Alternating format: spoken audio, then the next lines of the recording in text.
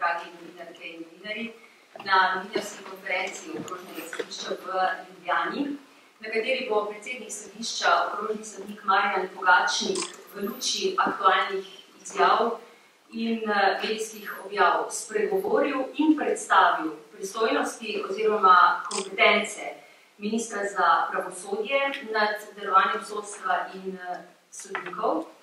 V nadaljevanju konference pa vam bo tudi konkretno predstavil problematiko dela specializiranega kazenskega sodstva glede na različna ugibanja oziroma, lahko rečemo, tudi že kar špekulacije in pa tudi domneve, da bodo pomembne in odmevne zadeve zastarane. Zdaj vas, gospod predsednik, kar prosim za besedo. Hvala lepa, spoštovani gospe, gospodje, lep pozdrav v mojem imenu. Temo današnje novinarske konference je nam povedala že kolegica. Jaz se opravičujem, da smo povabilo posodajati popozno, ampak tudi dogodki, ki so nas temu govorili, ki so si sledili s precejšnjo naglico in ocenili smo, da je prav, da tudi mi predstavimo svoje videnje dogodkov, o katerih se v zadnjih dneh precej piše in govori. Slovenska javnost v zadnjih dneh preko posameznih elektronskih in tudi pisanih medijev lahko pridobila informacijo, ki bi bila lahko na prvi pogled tudi zelo šokantna, in sicer, da bo ena od medijsko najbolj odmevnih kazenskih zadev, ki jih obravnava to sodišče, zastarala, da sodba kljub temu, da je od izreka minilo že 3 tedne, še vedno ni napisana. Sprašuje se slovenska javnost o tem, kdo bo odgovoren, kakšne bodo sankcije, ukrepi v primeru zastaranja te zadeve. Zagotovo je določena vprašanja odprla tudi izjava ministra za pravosodje, mislim, da danes za televizijo Pop TV, da bodo letele glave v primeru, da bodo zastaranja prišlo in da bodo potem morali številni odgovarjati.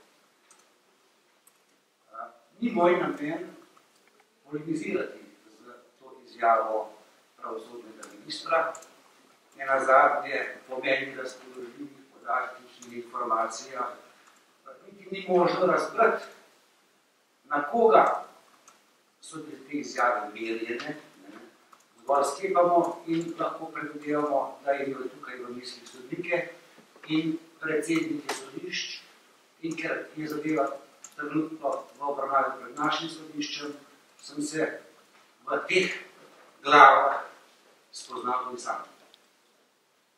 Želim predvsem poudariti, da, in to vsi vemo in na deklaratorni ravni tudi priznavamo, da v Sloveniji obstajajo 3 veje oblasti, ki so med sebojno prirejene, in da torej med izvršilno, zakonodajno in sodno veje oblasti ne obstaja nek hierarhičen odnos. In zaradi tega, ker vem, da se minister za pravosodje tega zavede, me je njegova izjava še toliko bolj presenetila. Presenetila tudi zato, ker ga štejem za vrhunskega pravnika, ker ga štejem kot osebo, ki si iskreno prizadeva, da bi sodstvo delovalo bolje in učinkoviteje. In predvsem, ker ta izjava meri na to, da bi izvršilna veja oblasti želela posegati v neke pristojnosti, ki sicer pripadajo sodni veji oblasti. Različni sodniki so lahko to izjavo razumeli na različne načine. Iz številnih odzivov mojih kolegov sodnikov na Okrožnem sodišču v Ljubljani lahko zaključujem, da je večina razumela v smislu napovedovanja nekih sankcij, ugotavljanja odgovornosti, in to v situaciji in v trenutku, ko za to ni nobene realne podlage. Želel bi poudariti, in vem, da je to minister zelo dobro znano. Odgovornost znotraj sodne veje oblasti ugotavljajo po predpisanih postopkih za določeni organi. Predvsem imam tudi po eni strani sodni svet, ki je organ, ki imenuje in tudi razrešuje predsednike sodišč. V postopku morebitne razrešitve predsednika sodišča minister za pravosodje sicer ima lahko predlagalno vlogo, zagotovo pa ni tisti, ki bi lahko odločal, kdo bo na nekem sodišču predsednik in kdo ne bo. To je pridržano sodnemu svetu. Takšno ureditev je sprejel državni zbor, pripravljalci bila vlada. Torej, govorimo o zakonih, ki so se sprejemali lahko pod drugimi ministri, vendar ta pravila si ni postavilo sodstvo samo, ta pravila je postavila vlada oziroma v končni fazi državni zbor. Kar se tiče odgovornosti sodnikov, velikokrat lahko v javnosti, morda tudi ne poznavajoč mehanizme in pravno ureditev,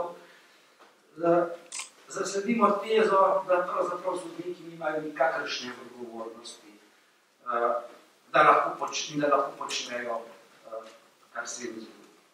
To še zdaleč ni res. Odgovornost sodnikov in kvaliteta njihovega dela se po eni strani presoja skozi vsak konkretni postopek s sistemom delnih in izrednih pravnih sredstev.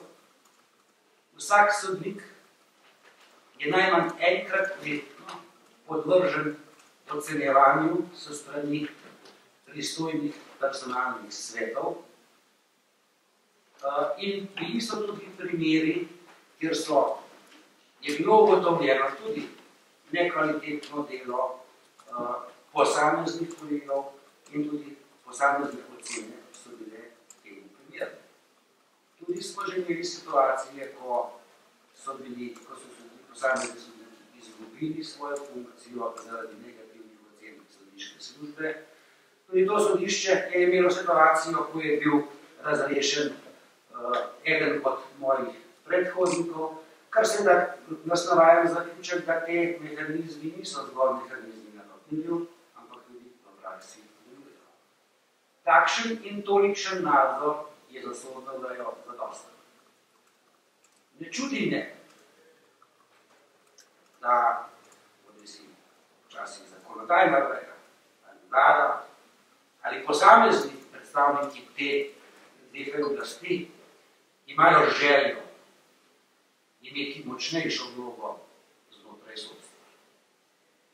Takšne želje se ne bodo uresničile. Vsak ne ostane v meje svojih kompetenc in predvsem si želim, in tega v naši državi manjka, da funkcionarji posameznih vej oblasti med seboj komuniciramo v strpnem, spoštljivem in zadržanem tonu. Ni na mestu blatenje posamezne veje oblasti. Mislim, da, kar se tiče blatenja, smo v zadnjih letih na račun sodstva lahko slišali toliko ponižujočih izjav, da je to seveda za to državo zaskrbljujoče. Toliko blatenja, kot sem ga slišal na račun sodstva in sodnikov v zadnjih letih, nisem doživel niti kot pravosodni funkcionar v Bosni in Hercegovini v 6 letih, koliko sem deloval. Verjetno se bomo strinjali, da bi stanje demokracije v Sloveniji moralo biti na višjem nivoju kot v državi, ki se jo omeni.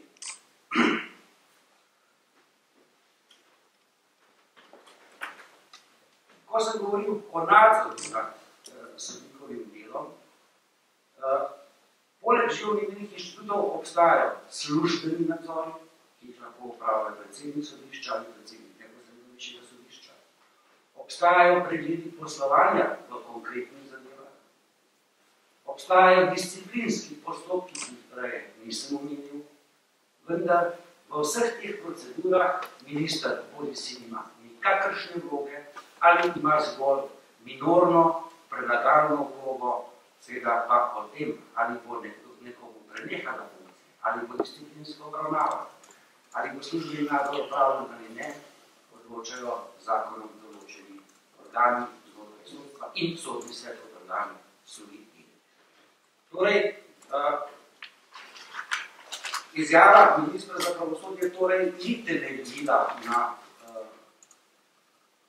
podlagah zakonskih, lahko tudi ustavnih, ki sem jih ravnokar na kratko povzel.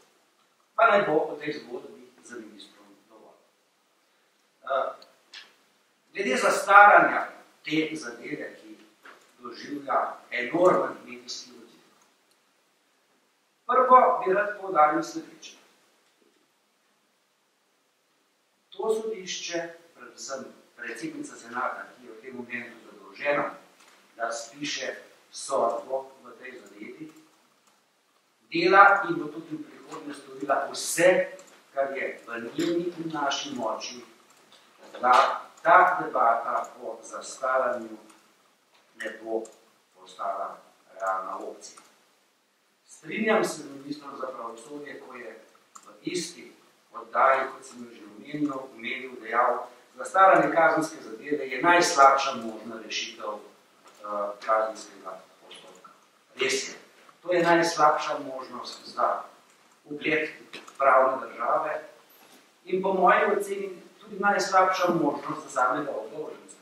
Kajti vprašanje krivde in kazenske odgovornosti postane v zraku in zavedno ostane nedorečeno in se s tem pa se da podlaga za raznorazne špekulacije, ki se lahko vlečejo tudi leta in leta, končnega odgovora pa ali je to bil kriv, ali je to nekaj storil, ni. Zmoten bi bil morebiten vtis, da ima okrožno sodišče v Ljubljani resne težave z zastaranjem kazenskih zadev. Danes vas ne bom obremenjeval s statistiko, tako kot vas ponavadi v letnih poročilih, ampak zgolj za nek pogled, koliko zadev na okrožnem sodišču v Ljubljani na kazenskem oddelku zastara. Ta oddelek letno prejema v delo približno 1100 kazenskih zadev, približno toliko jih tudi reši. Mi smo nedolgo nazaj imeli službeni nadzor, ki je opravilo višje sodišče v Ljubljani, glede kazenskih zadev, ki so na tem sodišču zastarale v letih 2014 in 2015. Ne v prvem, ne v drugem letu na letnem nivoju ni zastaralo 20 zadev. Prav manj kot 20. To pomeni, da je zastaralo nekaj manj. Delež zastaranih zadev v rešenih se giblje med 1 in 2% rešenih zadev. Treba je seveda poudariti, da v teh cirka 20 zadevah praviloma v 90% prevladujejo okoliščine, ki so objektivne narave in na katere sodišče nima vpliva, ker je sodišče izčrpalo vse pravne in dejanske možnosti, da posameznega obdolženca pripelje pred obličje sodišča. Mislim na zadeve, kjer so razpisani odrejeni pripori, razpisane delavnice, odrejeni evropski priporni nalogi in seveda to je tista zadnja faza, kjer sodišče lahko še operativno deluje in seveda kljub poteku časa posamezni obdolženci niso bili dobljeni. Torej, generalno ne obstaja problem z zastaranjem. Seveda pa jaz razumem, da veliki podnevni zadevi lahko posamezno zastaranje več zadevi povzroči nek napačen vtis o obsegu tega problema in seveda vrže skozi en posamični ali pa nekaj posamičnih primerov slabo luč na delovanja sodstva kot celote. Da se danes sploh pogovarjamo o tem, da bi konkretna zadeva o nekih predpostavkah lahko zastarala, vsi najprej operijo prst v sodišče in iščejo kje je morda sodišče kaj počelo prepočasno. Nihče zaenkrat v tej diskusiji ne izpostavlja pravne ureditve instituta zastaranja. Zakonodajalec je v preteklih letih v ta institut iz meni povsem nerazumljivih razlogov posegal. Posegal tudi tako, da so se določeni zastaralni roki praktično prepolovili. Potem smo dobili ureditev, ki zakonsko sicer najprej retrasiralo ustavno sodišče, ki pravi, zadeva, ki je pravnomočno zaključena, pa potem razveljavljena z izrednimi pravnimi sredstvi, zastara v roku 2 let, ko Vrhovno sodišče takšno že pravnomočno sodbo razveljavi. S takšnim primerom imamo opravka v tej konkretni zadevi. Torej, neko časovno presijo v konkretnih zadevah je postavil zakonodajalec in ne sodišče. Sodišče se mora zgolj prilagoditi temu, kar je zakonodajalec sprejel. Seveda zakonodajalec je potem svojo zmoto uvidel in z naslednjo novelo poskušal zadevo popraviti. Vendar v kazenskem pravu vsi veste, velja sprejemnega zakona, velja zgolj za primere, ki se zgodijo po tistem, ko je tako zakonske spremembe prišlo. Če imamo mi v nekem časovnem obdobju popraviti z različnimi zakoni, ki to materijo urejajo, moramo seveda uporabiti tisti zakon, ki je za obdolženca najmilejši. V takšno situacijo se soočamo tudi v tem konkretnem primeru. Torej, to jasno kaže, da ne moremo uperiti prst na sodišče, ampak se je zakonodajalec odločil tako, kot se je pač odločil. To ni edini primer, ko se soočamo z izredno hitrimi spremembami zakonodaje. Zelo pogosto obravnavano kaznivo dejanje, zloraba položaja in pravic odgovorne osebe, po členu 240 kazenskega zakonika, vsako novelo se nekaj v tem členu spremeni. Zopet se nam tukaj napoveduje. Morda so sedaj ugotovili, da bi bil lahko problem z ugotavljanjem in dokazovanjem kazenske odgovornosti povezane z bančno luknjo. In zopet se posega v ta člen. Če kdo zasleduje ta cilj, ki sem ga ravnokar omenil, potem mu odgovarjam enako. Upam, da ne bomo imeli še kakšne bančne luknje, ampak če jo bomo imeli, bo ta določbo uporabljati še za tisto prihodnje, ne pa za tisto, ki jo imamo danes. To seveda v enotnost sodne prakse, v učinkovitost in hitrost odločanja, po eni strani vnaša mir in odpira številne in zapletene pravna vprašanja, ki jih lahko seveda različna sodišča, dokler se praksa ne ustali, razlagajo in odločajo tudi na različne načine. V enotnosti sodne prakse ne moremo priti na ta način, da se vsaki 2 leti ali še bolj pogosto zakoni spreminjajo. To je dolgotrajnejši proces. Glede konkretne zadeve. Kljub vsem težavam, ki so seveda sistemske zakonodajne narave, mislim, da v tem trenutku ni razlogov za paniko,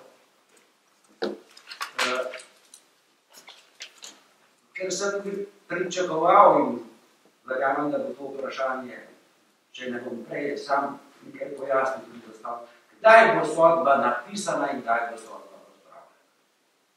Sem že včeraj z enega video dejal. Zakonodajalec je predvidel 30-dnevni rok praviloma, da se sodba spiše in odpravi se sodišča. To je instrukcijski rok, zelo po domače povedal. To pomeni, da se mora sodišče prizadevati, da stori vse, kar je v njegovi moči, da v sodbo v tem roku tudi spiše. Ta rok je v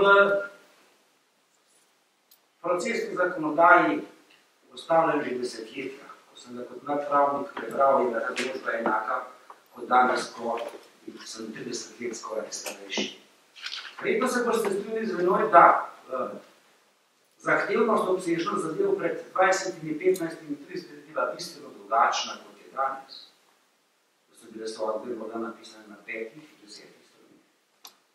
Kljub velikim spremembam v zahtevnosti, kompleksnosti, kriminalitete, zakonodajalec nikoli ni ocenil in se vprašal, ali je nekaj, kar sicer zapoveduje, objektivno izvedljivo. Zadeva, o kateri govorimo, je tako kompleksna, tako obsežna, da ta 30-dnevni rok v obravnavanem primeru ne bo mogel biti spoštovan. Sodnica in jaz posledično kot predsednik bomo poskrbeli za to, da bo ta sodba napisana v razumnem roku in da zaradi okolišč in da se javnosti zaradi okoliščin na strani okrožnega sodišča v Ljubljani ni treba biti, da bi mi prispevali k temu, da bi se zgodilo tisto, kar si ne želimo in jaz tudi verjamem, da se ne bo zgodilo.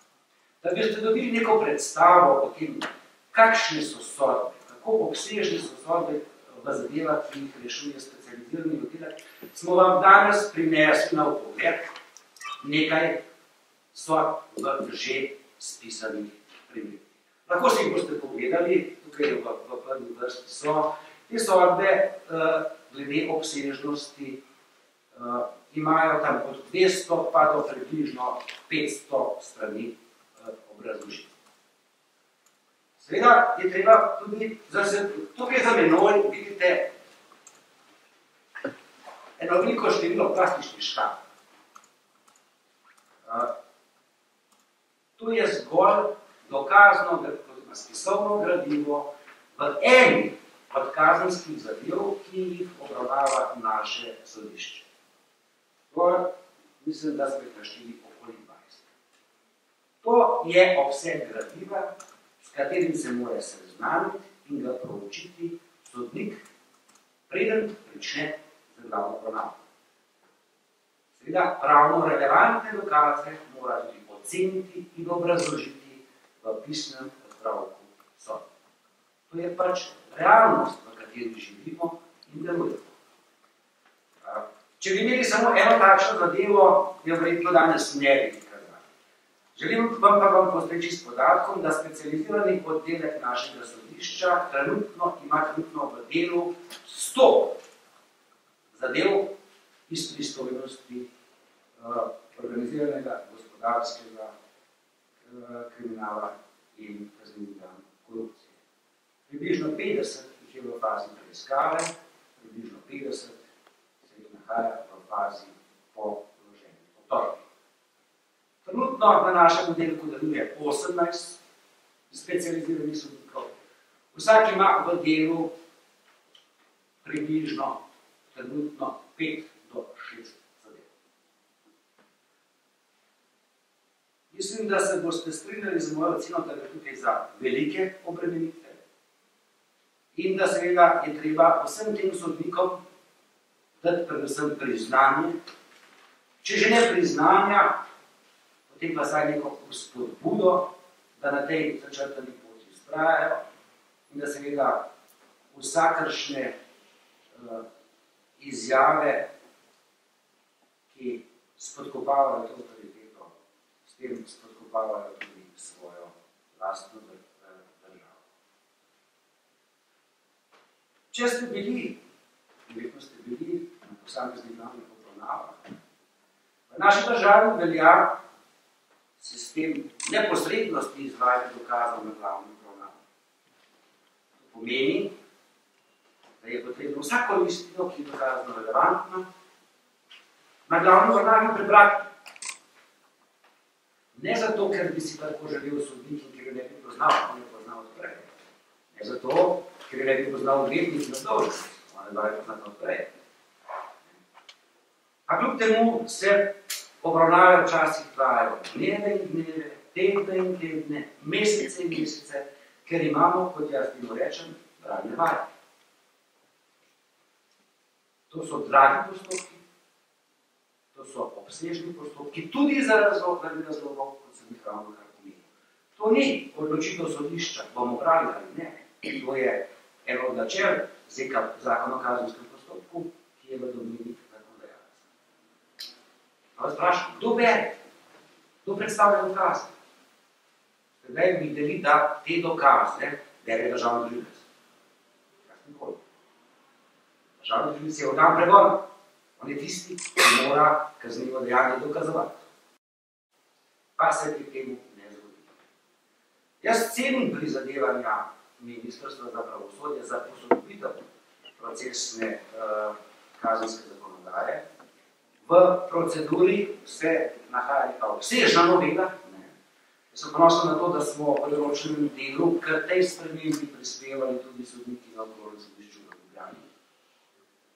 Vendar, tisti naš predlog, v katerem sem sedaj prispodobil, torej okrepiti vlogo državnega tožilca, da bo dejansko postal tisti, ki bo dokazoval, ki bo predstavljal istine, ki bo v fazi dokaznega postopka opisoval in predstavljal sodišče, kje, zakaj je pravna relevantnost, te spremembe v zadnji noveli žal še ni.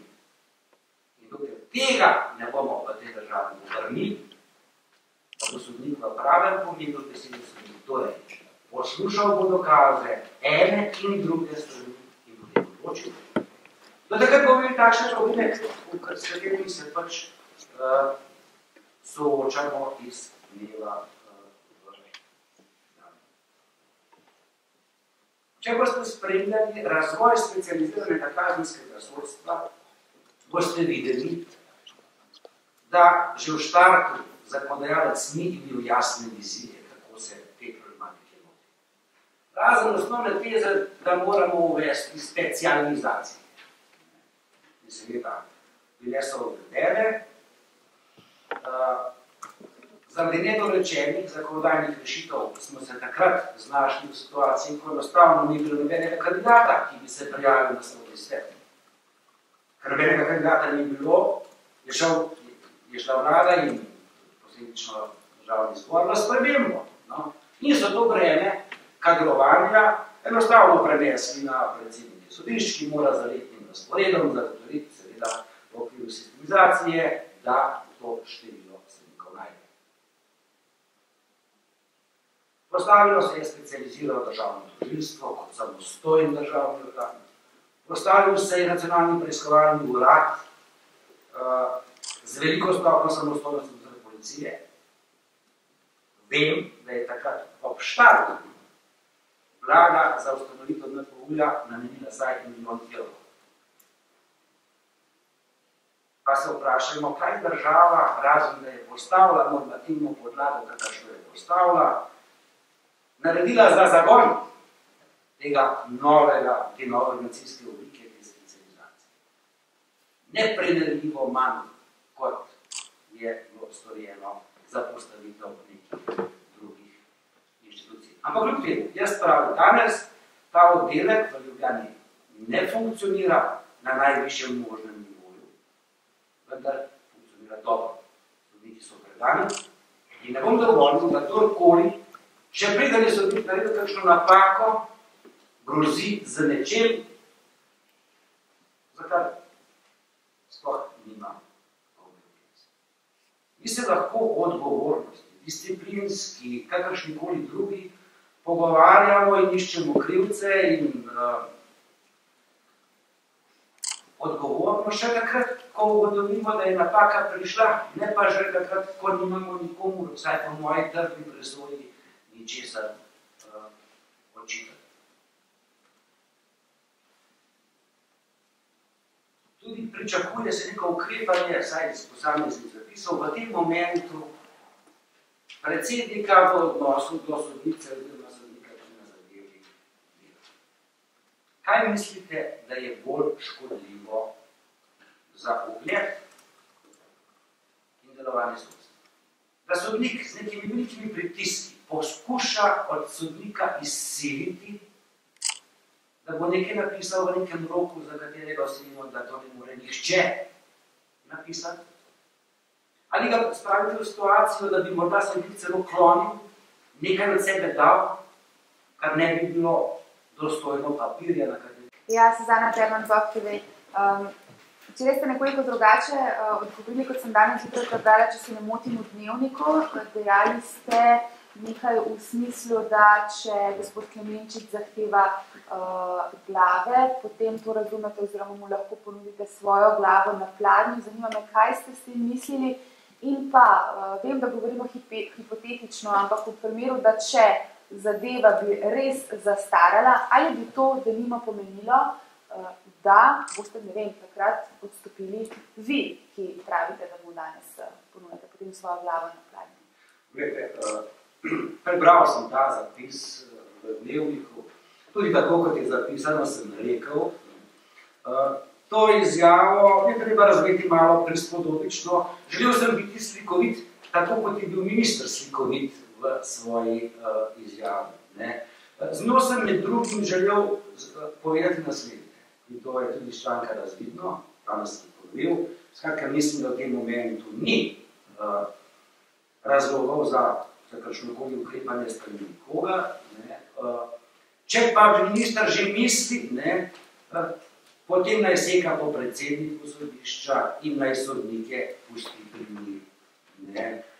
Jaz tudi, če bi kdajkoli razmišljal, da nisem več pristojen za to funkcijo, seveda, kakšne odstopne izjave ne pošiljam ministrov, pa pošiljam sodnemu svetu, ki me je na to pozicijo imenoval. Glede drugo vprašanje je precej hipotetično vprašanje. Če se bo to zgodilo, jaz sem povedal, zaradi razlogov na strani okrožnega sodišča se ne bo zgodilo. Verjamem tudi zaradi razlogov pri katerem drugem državnem organu na sodišču se ne bo zgodilo. Če bi se, govorim hipotetično, zgodilo, potem bo seveda vsak nosilec oblasti, vključno z ministrom, predsedniki sodišč, lahko terjali ali pa ugotavljali morebitno odgovornost. Mene, ki sem v tej hierarhiji na dnju, morda sodnice, ampak sodnica pa svojo obveznost zagotavljati izpolnila. Roku, ki bo razumeti. Hvala lepa. Še kakšno vprašanje? Rekli ste, zdaj dobri 3 tedni so, da so to res izjemno obsežni spisi, da je ta instrukcijski rok 30 dni. Koliko pa pričakujete, da potrebuje časa sodnica, da to spiše? Vemo namreč, da bi lahko šlo tudi za delen prepis iz prejšnje razveljavljene sodbe, saj v nekaterih elementih ta sodba zdaj zelo podobna tisti prejšnji, ki je bila takrat razveljavljena oziroma nekaj je oduzeto stran in kazni zaradi tega skrajšana.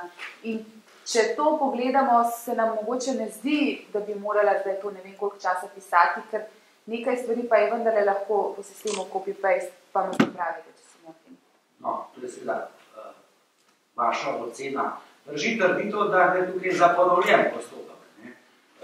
Res je sicer, da so se vsi dokazi izvajali na novo, da je Vrhovno sodišče v svoji razveljavitvi opozorilo na določene izredno zahtevne pravne probleme. Tako da jaz, seveda, ker sodbe niti še ni, nisem videl, ne morem v tem momentu ocenjevati, kaj iz prve je seveda možno uporabiti v tej drugi, ampak to, da bi šlo kar za copy-paste, mislim, da gre za zelo, zelo milo rečeno poenostavljanje, ki ne vzdrži neke pravniške presoje.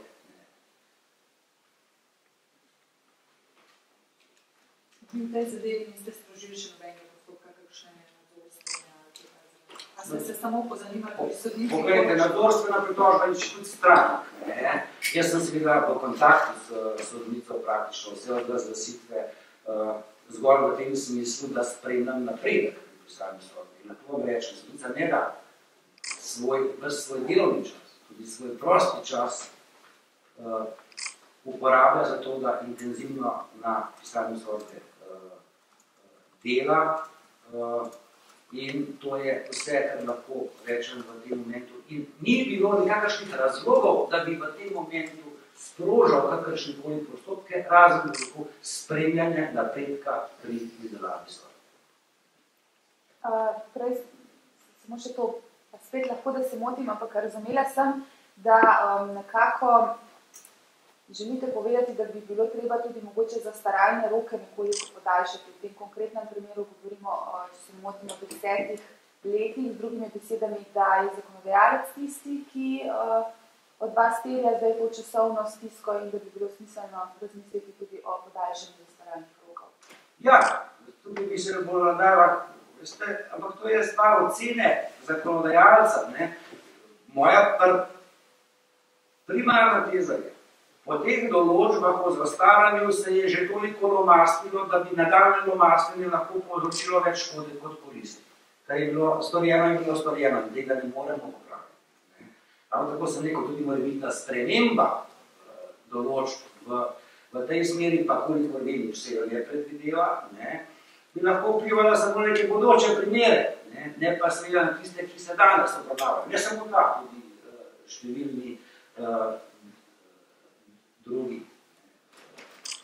Mi smo imeli, kar se tiče ureditve zastaranja, tako kar se zastaranja kazenskega, kar se tiče zastaranja izvršitve kazni, eno stabilno pravno ureditev. Imeli smo enotno sodno prakso. Praktično vsakemu sodniku je bilo jasno in je zelo hitro izračunal, kdaj neka zadeva zastara.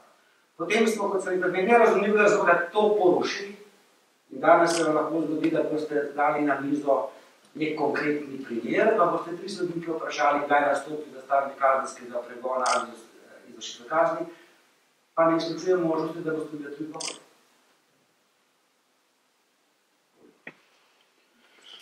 Še kakšno vprašanje? Torej, ne, na tem mestu se seveda zahvaljujemo za vaš odziv, hiter odziv, ampak tako, kot je predsednik že uvodoma dejal, situacije dnevno aktualnih dogodkih nas seveda posebej tudi takšne novinarske konference, ki jih je potrebno hitro izvedeti in pa seveda pojasniti zadeve. Hvala lepa. Pa en dan še naprej. Hvala.